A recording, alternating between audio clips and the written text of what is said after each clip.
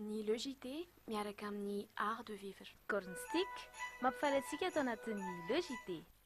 RTL manolotra ho anao.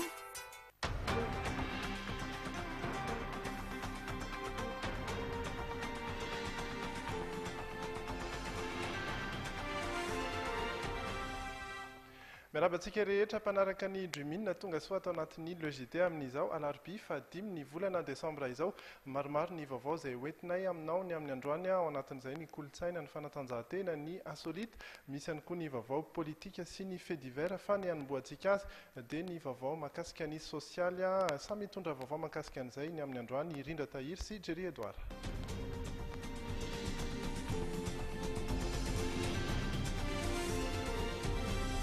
Manao nareo? Salama. Ary dia miarabanao ihany koa izay manaraka ny Le JT amin'izao takariva izao. Mbola azo ambara fa isan'ny firenena marefo amin'ny resaka kolikoly i Madagasikara araka ny tatitra nataon'ny Transparency International androany maraina. Laharana fa 20 amin'ny zato amin'ireo firenena sy 7 amin'ny zato izay nanaovana ny fizahana ny eto amintsika i Madagasikara. Mpanara-maso valo no nanao fanadihadiana ka 23 amin'ny zato ny tarehimarika Madagasikara amin'ny kolikoly. Mitovy amin'ny Équateur, Egypte, Indonésie ary eo alohan'ny Biélorussie, Mauritanie ary Mozambique isika izay manana isa 30 amin'ny zato. Raha ho an'ny taona 2024 dia nahitana fiovana ny fomba nanaovana ny fanisana satria raha isa 10 no nandrefesana ny tahan'ny tsy fisiana kolikoly dia niova ho zato zany tamin'ity taona ity. Mahakasika ny sehatra eny amin'ny androm-panjakana ihany koa ity tarehimarika ity fa tsy nisy ny fanadihadiana natao tamin'ny sehatra tsy miankina. Naoty omeny Transparency International iny na le hoe maridrefiny tahaby sy ny kolikoly tsy midika iny hoe tsy manoro iny hoe zao ny politika tokony ho arahana fa zay dia anjaran'ny fanjakana no mahita hoe zao ny tokony atao satria mena daholo mpanao fanadihadiana valo no nanao fanadihadiana momba amin'ny Madagasikara, anisan'ny banky iraisam-pirenena, anisan'ny banky afrikana momba amin'ny fampandrosoana dia samy nanomeny notiny reo. Antenainay fa nareo mpanao gazety mba hanaparitaka nomeny notiny mendrarony dia ahitany ny tompona andraiky mpanjakana hoe inona ny tokony atao amin'ity sehatra ity. I Danemark, Finland sy Nouvelle-Zélande kosa no mitana ny laharana voalohany izay samy manana isa 10 amin'ny zato. Hita taratra amin'ireo firenena ireo ny fangaraharaha eny anivon'ny sampandraram-panjakana. Myanmar, Soudan, Afghanistan, Korea Avaratra ary Somalia kosa no mamarana ny lisitra amin'ny isa 8 amin'ny zato. Azo lazaina fa firenena anjakan'ny nikorontana politika avokoa ireo efatra ireo ankoatry Korea Avaratra. Entina ampandraisina andraikitra ireo mpitondram-panjakana ny tarehimarika toy izao, hanamafisana ny ady amin'ny kolikoly sy ny fangaraharaha eny anivon'ny sampam-panjakana. Manomboka izao dia isan-taona no hamoaka ny tatitra ny Transparency International. Vaovao mahakasika ny fitsarana kosa dia mbola mitohy hatrany ny fitokonan'ireo firakitra-raha eny Anosy. Nanao antso mahakasika izany ary ny ministra ny fitsarana io arivio. Antso manoloana ny toe-javatra amin'izao fotoana momba ny firakitra-raha eo amin'ny fitsarana dia niezaka ny ampisy fandaminana ny ministra tokony andraikitra sy ny mpiara-miasa aminy amin'ny fifampitiniana inefatra mitona tamin'ireo mpikambana ao amin'ny branche syndicale firakitra-raha ny fitsarana izay nitariny voalohany. Vokatr'izany dia efa nisy ezaka lehibe natao amin'ny fitondram-panjakana koa miantso ny firakitra-raha rehetra tsy akanavaka manerana ny nosy hiasa manao karampitso 9 desambra 2024. Izay ny mahakasika an'iny fa mahakasika vaovao anankiray izay mahakasika antsika eto Madagasikara dia ny daty ny 1 ny volana desambra nisy ny fanambarana navoaka ny naza amin'izao fotoana izao izay manambara fa tsy hisy ninona hitranga ny amin'ny 1 ny volana desambra ho avy izao. No marian'izy ireo manokana izay satria efa maromaro no mikorontana indrindra ny amin'ny faritra Etats-Unis iny.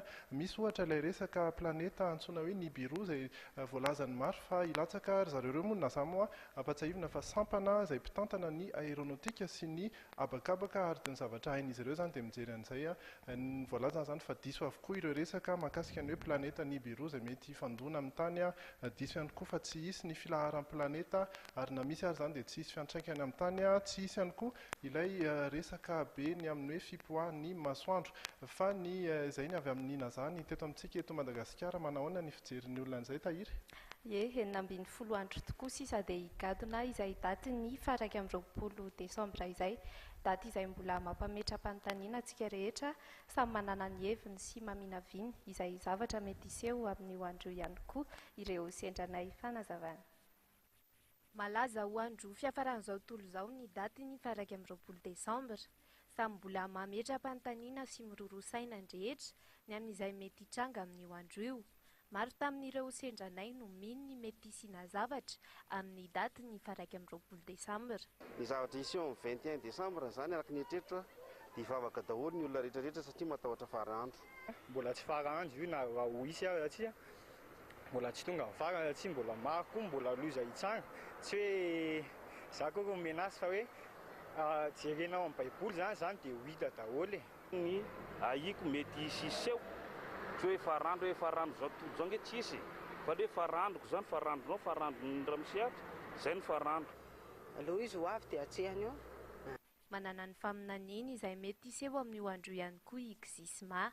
Fataperana sikla ray fa fetombohana fiainana vaovao zany hoe fomba fijery ny fiainana vaovao zany atao hoe farandro zany dia fidinan'Andriamanitra Andriana zay ny tena farany fa ao koa hoe fitsarana farany.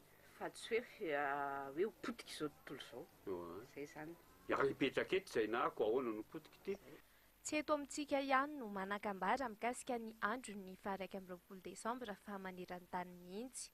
Ny any azo antoka dia miamitombo ireo trangana herisetra amin'ny lafiny rehetra, mbola mampametra-panontaniana ny amin'ny mety hisian'ny fifandraisana. Manam-pahaizana maro anefa no nilaza fa tsy mari-potitra io daty io sy ny amin'izay fisiana horohorontany na loza voajanahary hafa. Ireo manam-pahaizana mikasika ny antoko-pinoana Maya indray dia nilaza fa tsy ahitana loza voajanahary sy farandro izany ao amin'ny calendrier Maya fa fandikana vilana ny kolontsaina fotsiny ihany ireny zavatra miseho ireny. Raha ny amin'ny finoana kristiana kosa indray dia manambara fa tsy misy olona afaka maminaviny izay mety ho fiafaran'izao tontolo izao sy izay zavatra mety hitranga amin'izany fotoan'izany mihitsy. Izay ny hevitr'ireo olona izay hitantsika teny an-dalana. Isika mpanaraka ny Dremina kosa dia afaka mamaly avokoa ny fanontaniana ao amin'ny Facebook satria dia izay indray ny sondagesika ny amin'ny androany ny amin'ny hoe mino ve ianao fa isy zavatra hitranga ny faraky amin'ny 20 ny volana desambra ho avy izao valinao na eny na tsy ao amin'ny facebook.com/dreminmanda ary dia ho resahantsika eto ihany ny valiny izay nomenareo hatramin'ny rahampitso atao anatin'ny logité vaovao hafa kosa indray tahiry. Isan'ireo asa efa miavery anjavony amin'izao fotoan'izao ny asan'ireo tatsambo eto Madagasikara, na dia izany aza nefa dia mbola mitohy ny fanofanana ireo tanora malagasy eny amin'ny sekoly nasionaly natokana ho an'ny tatsambo any Mahajanga. Fito amin'ny 300 ireo tatsambo malagasy manodidina 5,000 eo manerina no sisa no manana asa any amin'ireo kompania any ivelany toy ny Panama, Saint-Vincent et Grenadines, Liberia, Malta sy ireo croisière maro any Espagne sy any Europe. Ny ambon'ireo dia menoeno tateneto sisa. Sary nofinofy ho an'ireo tatsambo malagasy ireo sambo lehibe sy madinidinika maro ny asan'izy ireo toy ny Gasikara, Vatsy 1, 2, 3, 4, ny LCT Joseph et Rémy, Onbe, Onla, Tamatavy, Majunga sy ny maro hafa. Na izany aza dia miodina sy manohy ny fanofanana ireo tanora malagasy hatrany ny ENEM na ny sekoly nasionaly manofana ho tatsambo any Mahajanga izay mankalaza ny 15 taona ny amin'ity taona ity. Vola tapitrisa maro nefa no lanin'ny mpianatra iray dieny mbola aty ampikarakarana ny tota-taratasiny sy any amin'ny fifanana sy fanadinana mialohan'ny atafidirana any amin'ny ENEM izay mety ho tafakatra hatramin'ny 2 hetsy sy 2 tapitrisa ariary ary mbola ezaka goavana koa ny fitadiavana sambo ianarana asa mba anara-penitra maneran-tany izy ireo. Misy mihitsy le fuite de cerveau marina zay fa le zavatra koa tsy maintsy tsika zany tsy maintsy eo aloha zany finiavan'le investisseur eto toerana aloha iainga amin'ireny le fahitako azy zay iainga amin'ire sampo madinidinika eto manao interil dia avy eo amin'izay miantso an'le investisseur ivelan'le mpanambola ivelany zany hanao n'le asany ohatran'ny SMTM zay anotrana ny ivelany. No rehetra ireo sy ho fanairan'ny fotoanam-panjakana mba hitodika kokoa any amin'ireo tatsambo malagasy dia nanatanteraka varavarana misokatra teny amin'ny sampany fitondram-panjakana miainy ranomasina sy manodidina azy na ny APMF tetsy Alarobia ireo tatsambo malagasy. Maranantsika izay sosiete izay dia makasika ny tontolon'ny fanabeazana sy volana ny takina mitoy ny tolona hono ny Saint-Pama satria mbola tsy tafaveriny amin'ny laony ny asin'ny fanabeazana raha ny eto Madagasikara. Manao antsoavo amin'ny fitondrana izy ireo satria tsy fanakorontanana velively no ataony fa fijoroana amin'ny fahitana fapotika tanteraka ny fanabeazana eto Madagasikara. Nanambara ny Saint-Pama fa tsy mitana ny teny nataony ny ministera amin'ny fanabeazana mikasika ilay famerenana ny karaman'ireo mpampianatra tsy mbola nahavoara izany sy ny amin'ny anafoanana ny famindran-toerana. Na dia efa sy volana ny tolomana azy ity sendika ity dia nilazany tsy lavolevina mihitsy ary manaitra hatrany ny fitondram-panjakana. Fitokonam-piamanerana ny nosy hampahafantarana ny mpianatra ny an-dakilasy miverana an-dakitasy ampahafantarana ny mpianatra ampahafantarana ireo mpampianatra namana izay ohatrany tsy mahatsiaro fa voasosony zony ampahafantarana ny ray aman-dren'ny mpianatra ampahafantarana ny fiarahamonina manontolo fa raha zao fampianarana sy fanabeazana omen'ny ministeran'ny fanabeazam-pirenena zao mbola tohizana dia tanindonondoza no avy ny firenena tamindonondoza no avy ny taranaka malagasy. Anisan'ny tena notsindrin'ny Saint-Pama ihany koa ny mba idiran'izy ireo ao anatin'ny komity fandraisana mpiasam-panjakana vaovao na ny comité de recrutement satria raha ny voalaza dia nolavina avokoa ny antota taratasin'ireo FRAM izay tokony ho lahara-pahamehana toy ny fitakiana ataon'izy ireo na dia tsy eny an-dalambe intsony aza. Nanambara ireo sorotena vitsivitsy fa miombona amin'izy ireo ihany koa ireo mpanabe manerana ny Madagasikara amin'izao fotoan'izao. Izay ny vaovao sosialy fa efa miaraka amintsika ety any Jerry Edouard hitondra ny vaovao ny fait divers.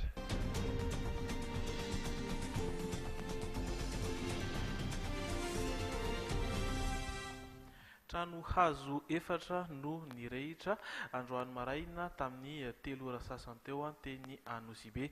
Tsy nisy aloha ny ainana fohy na ny naratra fa ireo entana no saika may avokoa kilan'ny afo.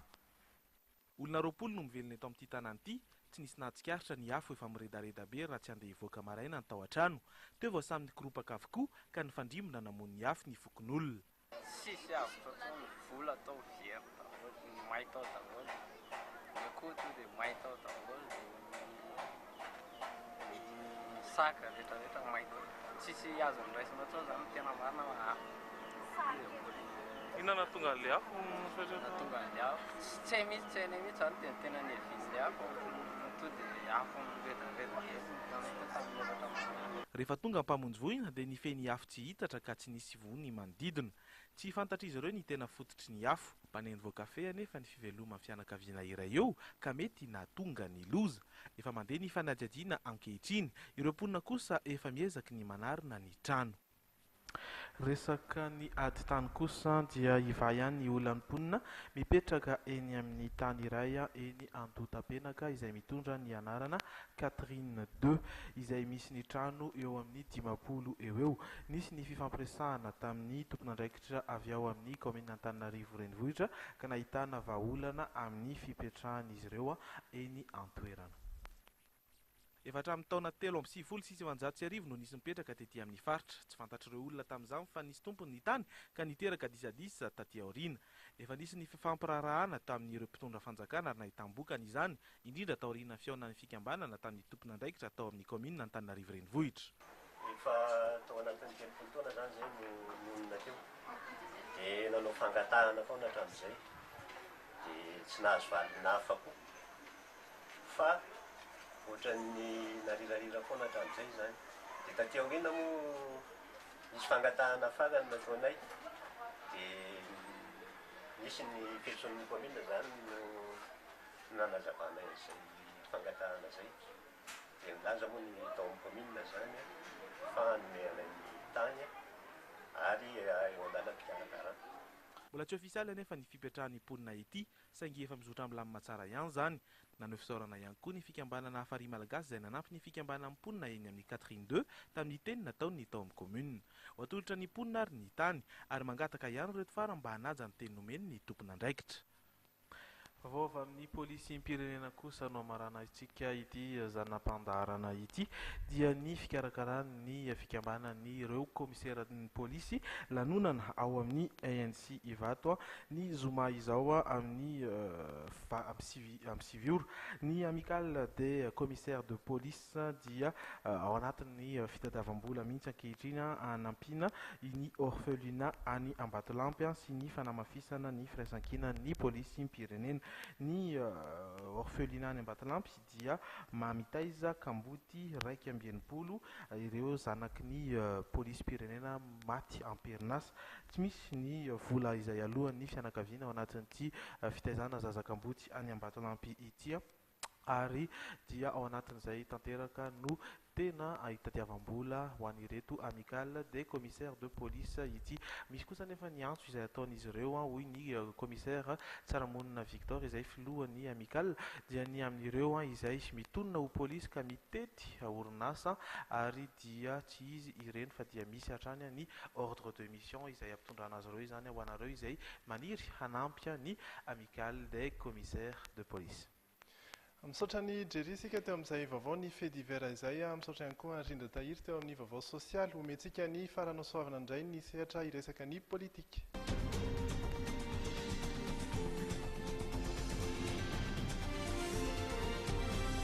Manao fara? Miaravanareo dia faly malolotra ny arahaba ho an'ny mpanaraka ny logité ihany koa. Anomboana ny vaovao politika avy hatrany ary dia lantsina sy mpanitsina teny anivon'ny filan-kevitra ambony tetezamita ho maly ariva ny teti-bola-panjakana 13 naharitra ora maro ny ady hevitra tetsy amin'ny lampananosy kely ary nahatratra ny salanisa nahafahana nandany io teti-bolo ihany ny tany tsangatanana. Andeha ho arahantsika ny fanadihadiana. Anisan'ny adina hevitra ny fanatsarana izay mbola lesika ao anatin'ny teti-bola 13 toy ny fanatsarana ny fampitiraketra. Maro tamin'ireo mpikambana eo anivon'ny CST no nanambarany tokony ampitomboana ny vola izay ampiasaina amin'ny fametrahana fandriampahalemana. Maro amin'ireo mpiompy any amin'ny faritra no tokony ampiana noho ny tsy fisian'ny fandriampahalemana amin'ny alatromo tsinona dia mivadika manao fiompiana hafa toy ny fiompiana koa indray izy ireo. Nipetraka ihany koa ny fanontaniana amin'ny tsy fitovian'ny teti-bola ny primatiora lefitra 2 tao anatin'ny tsangatanana dia nandasy ny tsipaka ny teti-bola 13 ny Ankolava Ravalomanana. Nambaran'izy ireo fa tsy misy mihitsy ny tombontsombahoaka ao anatiny. Misy mihitsy aza ny nilaza fa ilay vola azo tamin'ny famarotana ny Air Force One 2 dia tokony omena ny ministera mponina ho zaraina amin'ny vahoaka araka ny fampanantenana izay natao. Ankilany nanambara kosa ny avy amin'ny antoko TGV fa mariky ny fisian'ny demokrasia ny zava-niseho teny amin'ny lampamaitso nanosy kely. Nambaran'ity farany ihany koa ny fanatsarana ny lafin'ny fampitiraketra. Anisan'ny nangatahan'ny mpikambana avy amin'ny filan-kevitra ambony tetezamita ihany koa ny tokony isiany atrikasa entina natsarana ny lafin'ny toe-karena izay efa nisy ny taratasy nalefa teny anivon'ny ministera ny vola sy ny teti-bola mikasika izay ny ahafahana mijery fotony ny fanatsarana ny fiainam-bahoaka hatrany no antony takiana izay atrikasa izay. Ho fanohizana izay vaovao izay kosa mikasika ny fifidianana sy ny andro ny famatsim-bola avy amin'ny vondrona iraisam-pirenena ny senita fanao hiatrany ny asany. Manomboka ny taona 13 vao ivoaka tsikelikely io famatsim-bola io. Ny vola nomen'ny fanjakana aloha hatreto no mbola nampiasainy ho fanomanana izay fifidianana izay.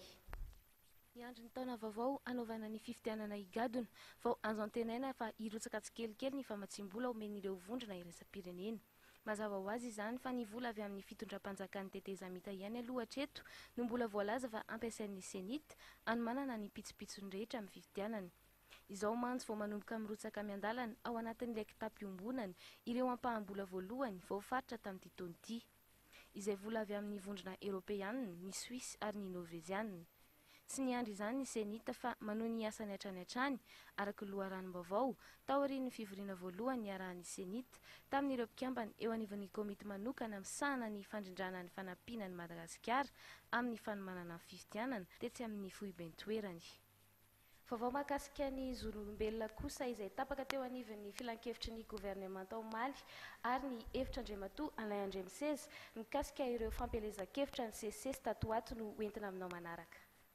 Tapaka teo anivon'ny filan-kevitry ny gouvernemanta fa atsangana ny rafitra vaovao misy ny vaomera nasionaly misahana ny fiarovana ny zon'olombelona.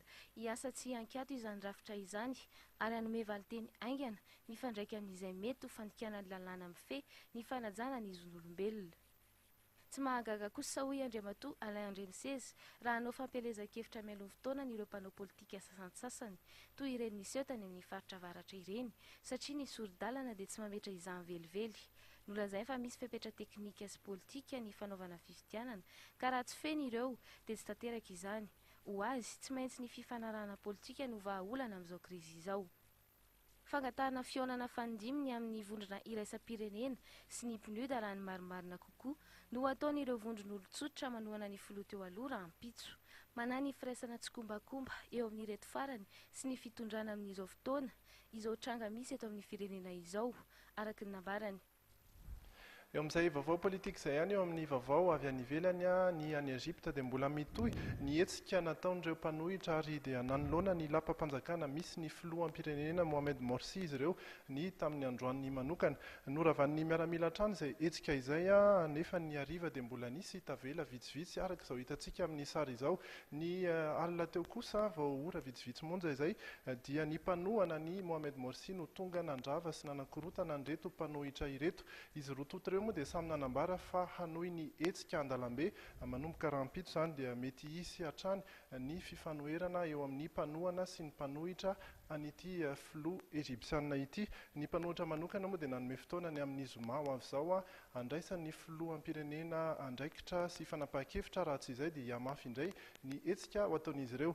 Izay ny vaovao avy any ivelany voalohany efa hoentsika hatrany resaka ny vaovao avy any ivelany avy any Filipina indray ny vaovao manaraka izay vaovao mampalahelo ihany satria olona 80 sy 200 no maty vokatry ny fandalovan'ny rivo-doza voafatany an-toerana izay moa dia nitranga ho malialina ka hatramin'ny anio maraina.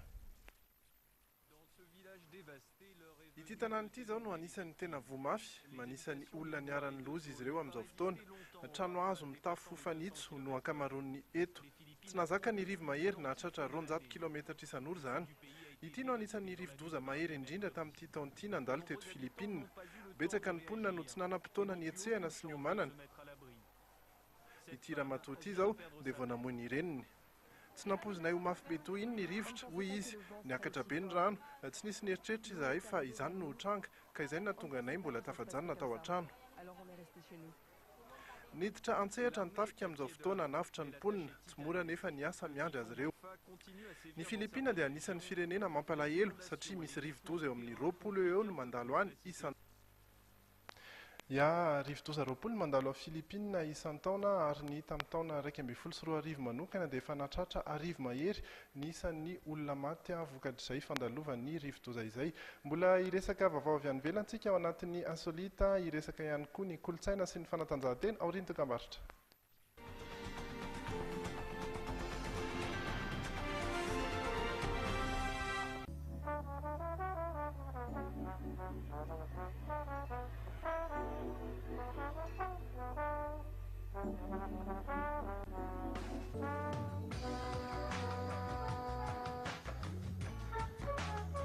Que vous soyez à Madagascar ou en France, utilisez votre numéro prépayé RTL et continuez à recevoir des appels et SMS. RTL, le seul opérateur malgache à offrir le roaming prépayé en France.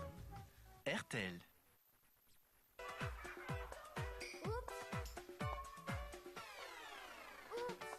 Chocolat, oups. Pasta. Chocolat, oups. Pasta. Oups, oups. Pasta. Eu não sei. Chocolat me fangaram. Oups. Tena naturale. Pasta. Oups. Pasta. Chocolat, oups, pasta. Passe partout.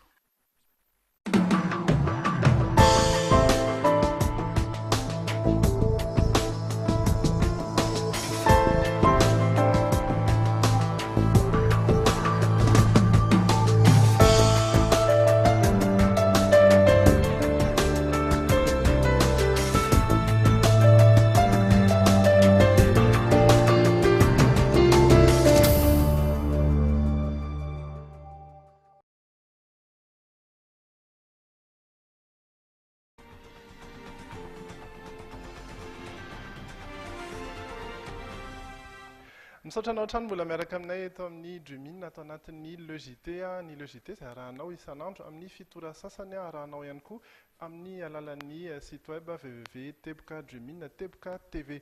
Iresaka ny vaovao avy any ivelantsika ao anatin'ny Insolite.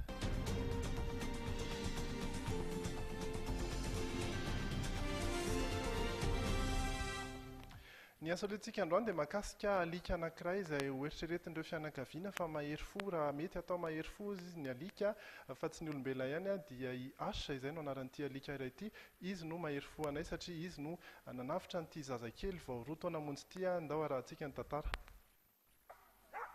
Nandritra ny fitsangatsanganana tamin'ny traktera tokoa dia nanjavona tampoka i pétonne kely raha nidina anamboatra pneu i dadabe. Nanjavona toy izay ihany koa i H ilay alikany. Adiny 4 taty aoriana tsy mbola hita ihany i pétonne sy H ilay alikany dadabe dia nampanantsoina ny manampahefana, nanampiny karoka ihany koa ny manodidina rehetra. Efa nahita an'izay matetika izahay tamin'ny televiziona hoe zaza very, zaza nisy naka sy ohatran'izany.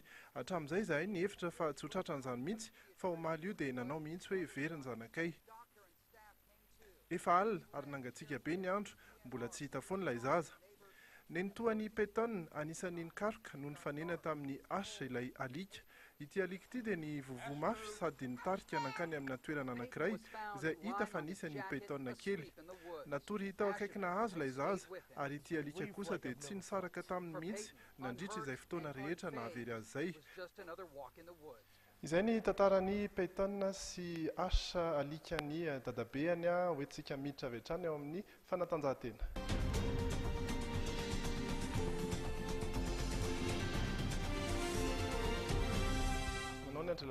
Miarabanareo Manada dia makasitraka ny tokantrano manaraka ny vaovaon'ny fanatanjahantena iompana betsaka amin'ny taranja baolina kitra. Ny Ravady Sahala Rainoray ny Aisa Dema tomponaka Madagasikara sy ny ekipa pirenena Komoriana nandritra ny lalao ara-pirahalahiana ny tanterahana tetsy amin'ny kianja Beomasina itolakandro. Saika ireo mpilalao ny tanora avokoa toa Andry Andrikely, Boli, Dadafara, Dainda, Karlolody izay samy latsaky ny 20 taona nona jorony maître Ro sy Auguste ary Gimalamy itolakandro io tena amin'ny kianja Beomasina tao anatin'ity lalao ara-pirahalahiana ny fanandrina ny Aisa Dema tomponaka Madagasikara amin'ny ekipa pirenena Komoriana nisy elakantsy ity. Nofezindry Zandrikely ny lalao ary nanao tolotra lavalava kosa ireo Komoriana izay niezaka nitady ny lohan'ireo lohalarany saingy tsy nahita hiriky. Efa tany amin'ny minitra 2:20 no nakobana rato i Florent tamin'ny alalan'ny tolotrin-drazana avy tany amin'ny sisiny havanany kianja. Vao maika nanatoto afo ny ekipa ny Serana-Piaramanidina ny fidirandry Ludovic Skri ary Rino ka imbezaka no navotany Mohamed Lukasa mpiandry Tsatokazy sady kapiteny Selakanty Komoro. Isan'izany ty dakabe an'ndrasana ity. Raha mbola variana nitady baolina fanampina nefa ny Aisa Dema dia tratry ny valim-panafihana taty amin'ny minitra 7:20 ka nikobana ny aratona andrasan'ny Karl. Nahafaly andreo Komoriana be dehibe tonga nanoan'ny ekipa ny teny Mamasina izany. Afa-po tamin'ny lalao ara-pirahalahiana ho fanomanana ny lalao miverina amin'ny club mauriciana ny alado avy izao iny ny mpanazatra ny ekipa pirenena Komoriana ary nahazo valiny tsara tamin'ny roaplalao ny tanora raha teo ny mpanazatra ny tompon-dakany Madagasikara. Fa ny aloha izay dia mbola nisy ny lalao ara-pirahalahiana koa ny fanandrina ny Tana Formation FC sy ny ekipa ny Iarivo Rugby Club teny amin'ny kianja Beomasina io atoandro ihany. Lalao izay ao anatin'ny fanomananteny ny ekipa Rotonta manomana ny taopilalaovany ho avy ny ekipa ny commune Tanarivo Renivohitra raha miomana hiatrika ny andian'ny faharoa ho an'ilay fananana ho an'ireo ligue lalovan'ny lalam-pirenena fahafito na ny tournoi RN7 ny Tana Formation FC izay nisolo tena ny Aisa Dema tompon-daka-Nalamanga tamin'ity satria nanambara hiala sasatra kely Paul Kasy ny ekipany. Ligue 1 no hiatrika izany dia ny ligue Nalamanga izay solon'ny Tana FC tena miampy amin'ny Vakinankaratra, Amoronmany, Matsiatrambony, Iorombe ary Atsimo Andrevana izay samy ekipa voafantona no hiaro ny voninahitra izy ireo. Ao amin'ny kianjana Pasambazaha Fianaratsomo no andray ty andian'ny faharoa ny tournoi RN7 ty anomboka ny zoma ho avy izao ka hatramin'ny 20 ny volana Desambra ho avy. Tsy ahivina ihany fa ny ekipa voafantona ny Vakinankaratra ny tompony amboara farany rehefa nandresy ny ekipa ny Tana FC tamin'ny lalao famaranana tamin'ny herintaona. Izay ny vaovaon'ny fanatanjahantena ny lafim-baovao manaraka dia andraisantsika vahiny ao anatin'ny kolotsaina satria dia misy ny solotena avy ao amin'ny kintana Scanto Production, misy ihany koa ny solotena avy ao amin'ny Airtel Money ho raisintsika ao anatin'ny kolotsaina.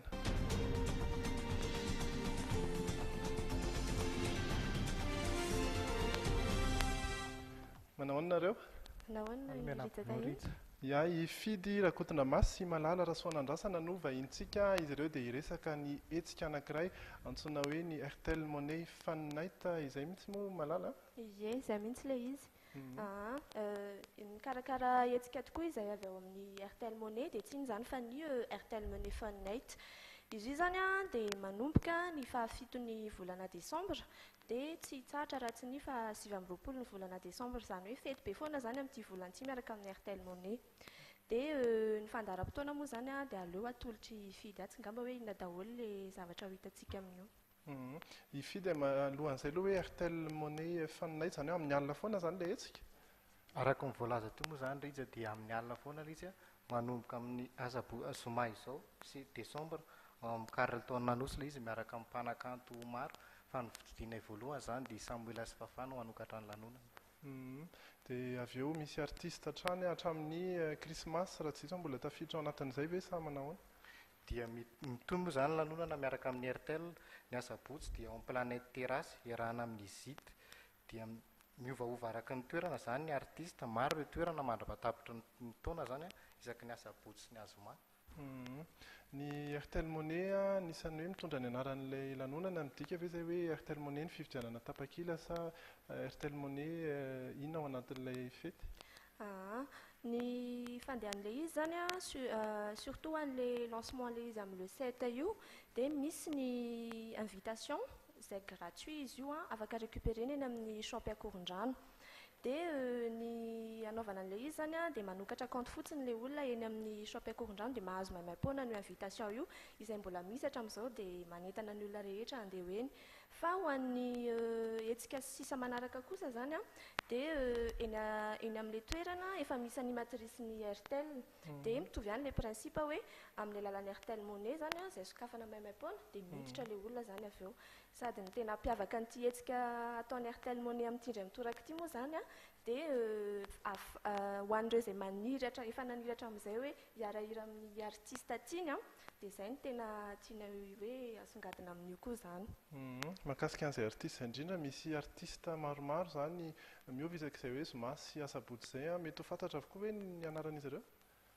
Eny rehetra efa fantatra daholo moa zany ny artiste ampanao ny fety manomboka amin'ny Samuel Asfafay zany manaraka Izity dia ny aorian'izay ny Zakatiana dia Yonjatinondi, Prince Marion, Farah Jones dia faranantsika amin'ny Big MJ lanonana.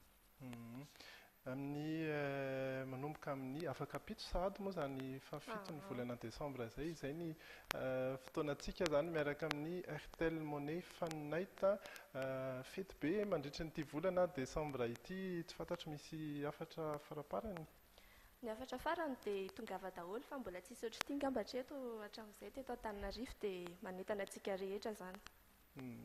Dia misaotra anareo mianadahy tonga teto amin'ny efitran'ny Dreamina iresaka an'izay Airtel Money Fun Night izay mbola isy fotoana ihany iresantsika sy andefasana ny sary ny zavatra miseho sy ny lanonana miseho fa dia amin'ny fafito ny volana desambra zany ny fotoanantsika rehetra. Izay ihany koa no hoentsika mamarana ny logiteny amin'ny andrano fa alohan'izay aloha omenanao vetivety ny maripana amin'izao ora izao dia 7 degré Celsius ny maripana ny mangatsika indrindra rahampitso maraina dia 9 degré Celsius tsy dia miova ny tamin'ny alina izy io.